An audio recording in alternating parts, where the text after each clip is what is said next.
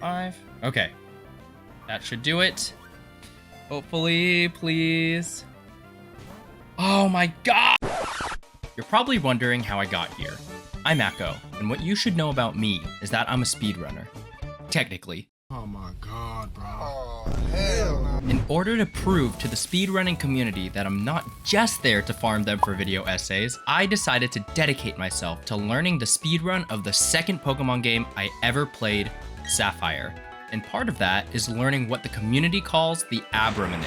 But why go through all the trouble of manipulating an Abra? Well, I needed to softlock myself. By forcing the game to give me an Abra that is guaranteed to stay inside of its Pokeball, I can use Abra's teleport to take me to Dewford Town before I have time to teach Surf to any of my Pokemon, thus stranding me on this island. But softlocking yourself isn't part of the any percent run. It's actually for a different category, appropriately named softlock percent.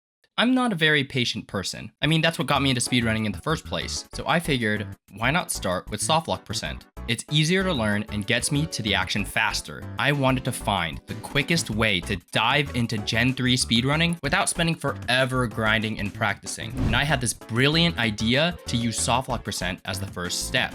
See, softlock percent is great because in order for the softlock to work, you need to complete the game all the way up to the 5th gym badge. If you try teleporting to Dewford before then, Mr. Briny, who owns this boat, will always be at the dock and is willing to ferry you on and off the island, which would effectively break the softlock. So by doing this softlock percent run, I'm effectively learning the any percent speedrun route up to the 5th gym badge. But I still had one big obstacle to tackle, the Abra manip.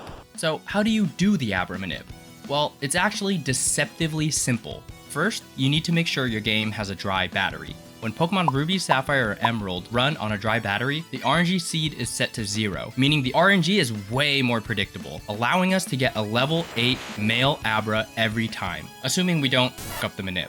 You save right at the entrance to Granite Cave, making sure the hiker is facing down. This hiker is really important. I'll explain why in a bit. Next, you need to restart the game right after it saves. Here's where the speedrunning tech comes in. First, you need to hold start as this credits text fades to black. That ensures you skip the leaf dewdrop scene that normally plays right after. Then you need to briefly stop mashing. Wait until the shine that runs through the Pokemon logo hits the letter E and then mash through the rest of the start screen. Next, you need to follow a very specific path without bumping into any walls. While you're doing that movement, you have to track the aforementioned hiker in your peripheral vision. If he looks right at any point while he's on screen, you need to go an extra tile further before you backtrack. You have about a 5-frame window of error, and if you time the title screen opening correctly, you should run into that level 8 male Abra around this area. Now, in order to catch Abra 100% of the time, I developed kind of my own strategy. Wait for Marshtomp to bounce 4 times, and on the 4th bounce, go to the bag menu. Then, if you tab over to the Pokeballs with the same rhythm that Marshtomp bounced, go 1 tab past the ball pocket and go back, you should catch Abra 100% of the time. This might all seem like some playground myth we used to tell each other when we were kids, you know, like the B down A select combo when you're throwing the Pokeball. But the way that RNG works is that depending on the frame in which you hit a certain input, like up, down, left, or right, will guarantee the RNG to work out the same way every time if you do so consistently. In fact, most speedrunners will use something called Flow Timer, which is basically a metronome in order to get the timing perfect with each input. But I didn't want to have to download the program, watch some YouTube tutorial on how it works, map out the hotkeys on my keyboard to get it working during a run. I don't have time for that. I just wanted to get my runs in. Despite not practicing as much as I should have, I convinced myself that I was ready to attempt a real run. The excitement and impatience got the best of me, and I couldn't resist the temptation of showcasing my skills on stream. I brushed aside that nagging voice in my head that was telling me to keep practicing, and I jumped straight into the challenge.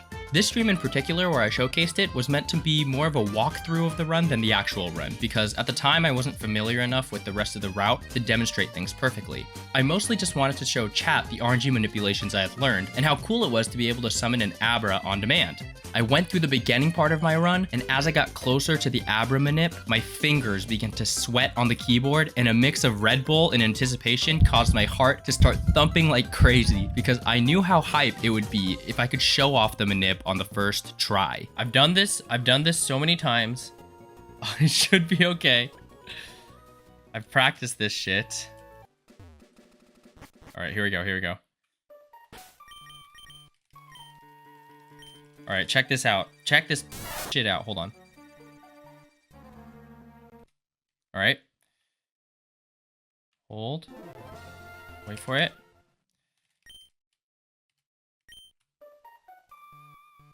All right, this time.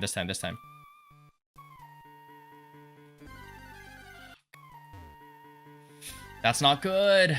You looked right, which means I go all the way here. What? Instead of being patient and recalibrating, I hurried through the process, hoping that my prior 15 minutes of training would carry me through. For the life of me, I could not get this fucker to show up. Now, I had expected it would take me a couple tries before I could successfully perform the manip, but it took me 10 whole minutes of soft resetting, mashing, running into Zubats, Makuhiras, and Geodudes before I was finally able to encounter a single Abra. And I was just so tilted after taking so long that I didn't think I could actually finish the catching part of the manip. So I created a save state and scummed my way into catching the Abra like a coward. My impatience had led me astray. It was a humbling moment, a stark reminder that speedrunning requires not just skill, but also patience and attention to detail. Eventually, I was able to nail down the manip pretty consistently. There we go, okay.